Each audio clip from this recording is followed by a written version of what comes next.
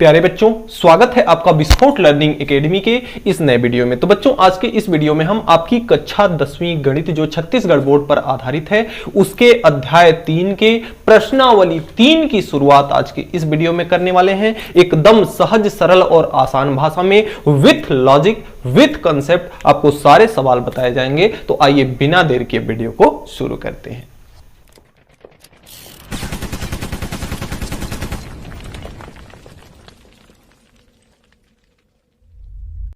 तो देखिए, आपके प्रश्नावली 3 का अध्याय 3 के प्रश्नावली 3 का पहला सवाल जो है वह कहता है कि निम्न समीकरणों को पूर्ण वर्ग विधि द्वारा हल कीजिए। तो देखिए, पूर्ण वर्ग विधि द्वारा हल कैसे किया जाता है, आपको बस कंसेप्ट पर ध्यान देना है। थोड़ा सा बस इसमें एक दो स्टेप है, उस स्टेप को अगर फॉलो करते हैं तो एकदम सहज सी विधि है। तो आइए देखते हैं सवाल नंबर 1 का पहला पार्ट। इसका जो पहला पार्ट है वह है आपका 2x² प्लस x माइनस 4 बराबर 0। सबसे पहला काम हम ये करते हैं कि जो x² के साथ में लिखा होता है उसको सबसे पहले 1 बनाते हैं। क्या करते हैं? 1 बनाते हैं, यानी x² के साथ में अगर कुछ लिखा है तो उसको सबसे पहले हम हटा देते हैं। तो हटाएंगे कैसे? x² के साथ में क्या लिखा है आपका? 2 लिखा हुआ है। तो 2 को हटाने के लिए अगर इसमें हम 2 का भाग लगा दें, क्या कर दें? 2 का भाग लगा दें तो नीचे वाले 2 से ये वाला 2 कट जाएगा। तो यहां पे क्या बचेगा? ये 2 आपका हट जाएगा, क्या बचेगा? 1। यानी हमेशा x² के गुणांक को हम सबसे पहले क्या बनाते हैं? 1। अब क्या हम केवल इसी के साथ भाग लगा सकते हैं? नहीं लगा सकते। हमको इसके साथ भी, अगर 2 का भाग हम लगा रहे हैं तो इसके साथ भी लगाना पड़ेगा, इसके साथ भी करना पड़ेगा, इसके साथ भी करना पड़ेगा और इसके साथ भी, यानी सभी के साथ हम लिखेंगे यहां दोनों पक्षों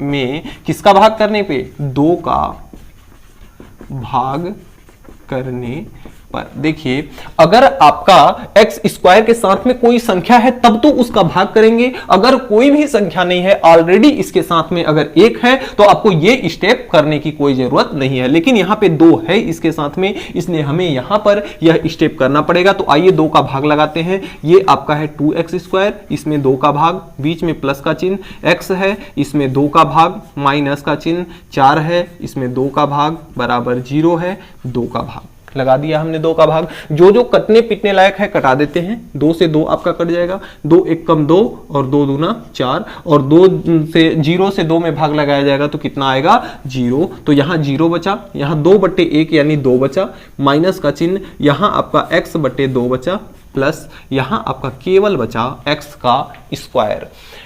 तो अब देखिए, अगला स्टेप बहुत ध्यान से देखिएगा, बहुत ध्यान से देखिएगा, कुछ भी नहीं रखा हुआ इसमें। दूसरे स्टेप में हम क्या करते हैं कि देखते हैं कि बीच वाला जो है, बीच वाला ये है, इसके साथ में x है। तो x के गुणांक यानी x के साथ में जो लिखा है तो इसको हम x/2 को हम ऐसे भी तो लिख सकते हैं ना, x इंटू 1/2, यानी x के साथ में जो लिखा है वह कितना है? 1/2। तो हम करते ये हैं कि x के साथ में जो लिखा होता है यानी कितना लिखा है? 1/2। इसका सबसे पहले हम आधा करते हैं। तो आधा करने का मतलब क्या हुआ कि इसमें हम क्या करते हैं? 1/2 का गुणा करते हैं या 2 से भाग करते हैं। कैसे? देखिए, जैसे अगर हमें 4 का आधा चाहिए तो हमें 2 से भाग करना होता है, तब आता है आपका 4 का आधा 2। 6 का आधा चाहिए, 2 से भाग करते हैं तो कितना आता है? 3। यानी किसी भी संख्या का अगर हमें आधा करना है तो हमें 2 का क्या करना पड़ेगा? भाग लगाना पड़ेगा। तो 1/2 में 2 का अगर भाग लगाया जाएगा तो कितना आ जाएगा आपका? 1/4। तो जितना आया x के साथ जो लिखा हुआ है यानी x के गुणांक का सबसे पहले हम आधा करेंगे और फिर उस आधे का वर्ग कर देंगे।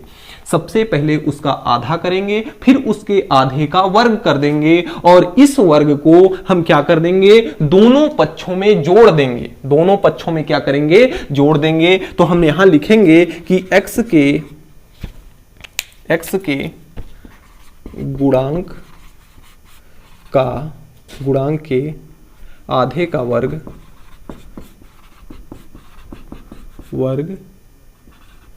दोनों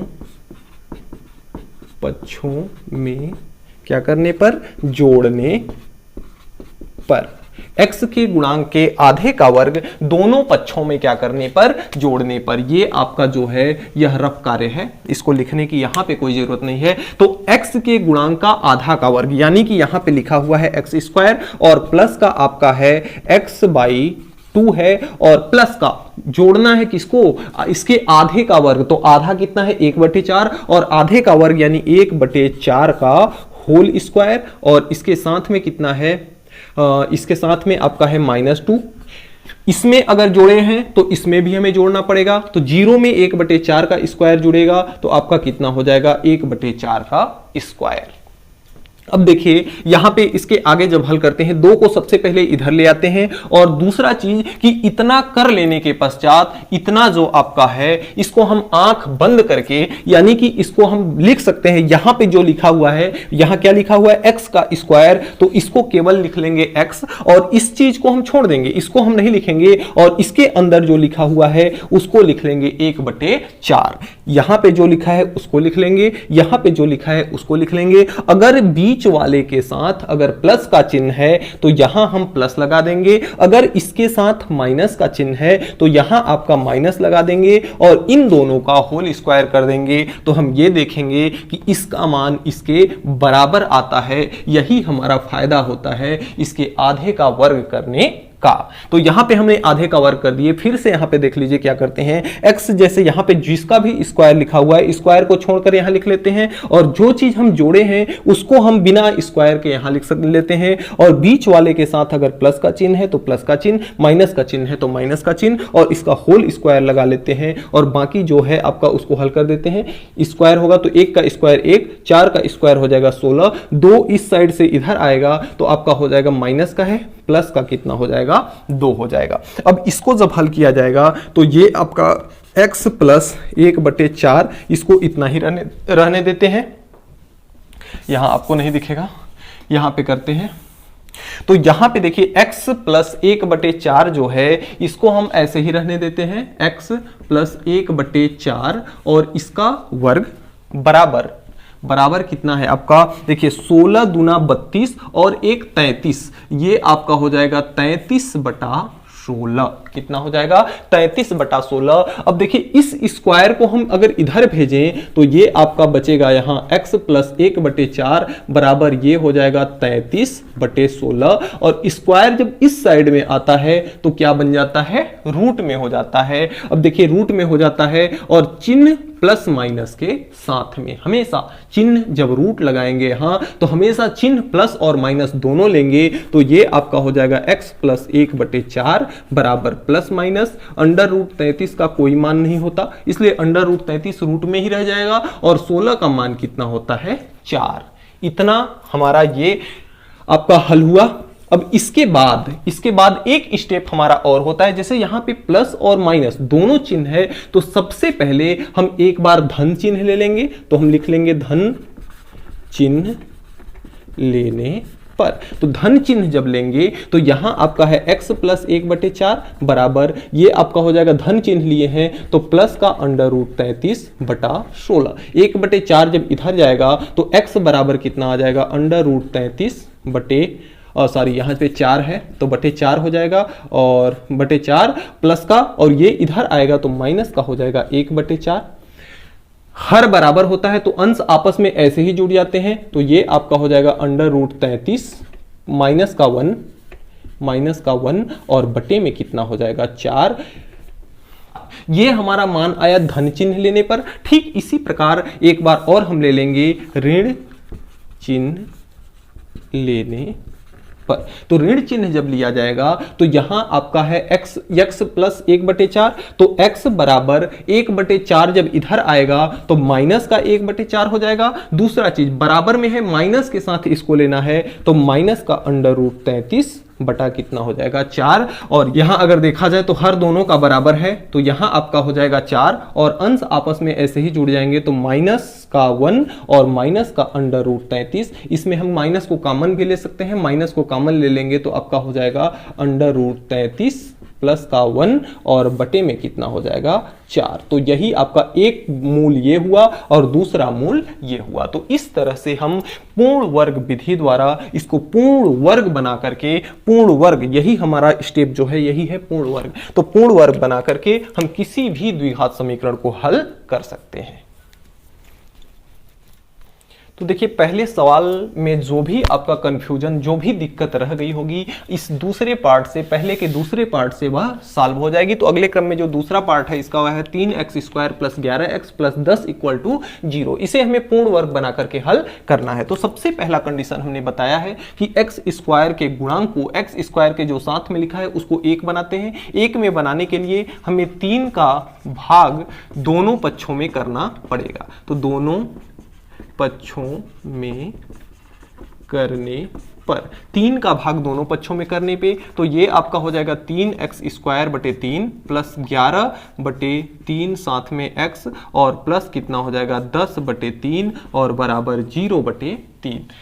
इस 3 से ये 3 कट जाएगा, बाकी तो कटने वाला है नहीं। तो ये आपका हो जाएगा x² प्लस 11 बटे 3x प्लस 10 बटा 3 और बराबर कितना हो जाएगा आपका 0। दूसरा स्टेप हमने बताया है कि जो x के साथ में लिखा होगा उसका हम आधा करेंगे। तो x के साथ में क्या लिखा हुआ है 11 बटे 3। 11 बटे 3 आधा करने के लिए हम बताए थे क्या करते हैं 1 बटे 2 का गुणा करते हैं। तो 11 में 1 का गुणा होगा तो 11, 3 में 2 का गुणा होगा तो 6। अब 6 11 बटे 6 का स्क्वायर दोनों पक्षों में हम क्या करेंगे जोड़ देंगे। तो हम लिखेंगे x के गुणांक का वर्ग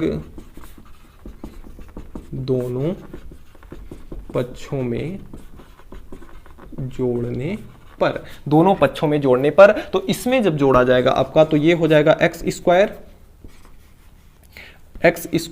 और प्लस का 11 बटे 3x और प्लस का कितना जोड़ना है हमें 11 बटे 6 का होल स्क्वायर और प्लस का कितना है 10 बटा 3 है और बराबर का इसमें भी हम जोड़ देंगे 0 में 11 बटे 6 का स्क्वायर जुड़ेगा तो आपका 11 बटे 6 का ही स्क्वायर रहेगा। इसको उठा करके हम इस साइड ले आते हैं। दूसरा चीज हमने बताया है कि जब कभी भी हम इतना इक्वेशन बना लेंगे, इतना समीकरण जब बना लेंगे तो हम क्या करेंगे, जो चीज यहां लिखा है उसको लिख लेंगे, जो चीज यहां लिखा है उसको लिख लेंगे। फिर देखेंगे कि इस बीच वाले x के साथ में प्लस का चिन्ह है कि माइनस का। अगर प्लस का चिन्ह है तो प्लस लगा देंगे, अगर माइनस होता तो माइनस लगा देते और इसका होल स्क्वायर लिख लेंगे। बराबर ये आपका है 11 का स्क्वायर होता है 121, 6 का स्क्वायर होता है 36 और 10 बटे 3 जब उधर जाएगा तो ये माइनस का हो जाएगा 10 बटा 3।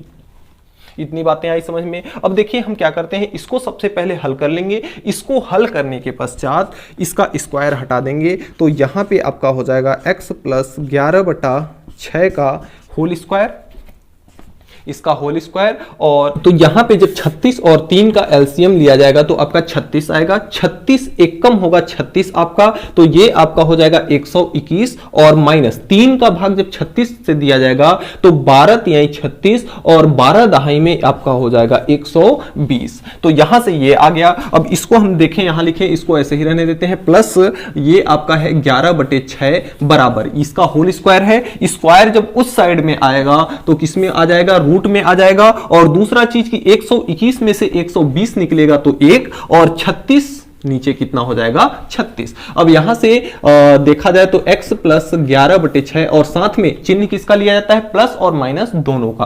तो ये आपका हो जाएगा ऊपर में 11 बटे नीचे कितना हो जाएगा 6 इक्वल टू प्लस माइनस 1 भी रूट से बाहर आ जाएगा और 36 का वर्गमूल कितना होता है 6। अब एक बार आप लेंगे धन चिन्ह, तो धन चिन्ह जब लेंगे तो ये आपका हो जाएगा x बराबर ये प्लस का 1 बटे 6, 11 बटे 6 इधर जाएगा तो माइनस का 11 बटे 6 हो जाएगा और 6 का एलसीएम होता है 6 और ये आपस में जुड़ जाएगा तो 1 माइनस 11 और ये आपका आ जाएगा माइनस का 10 बटे 6।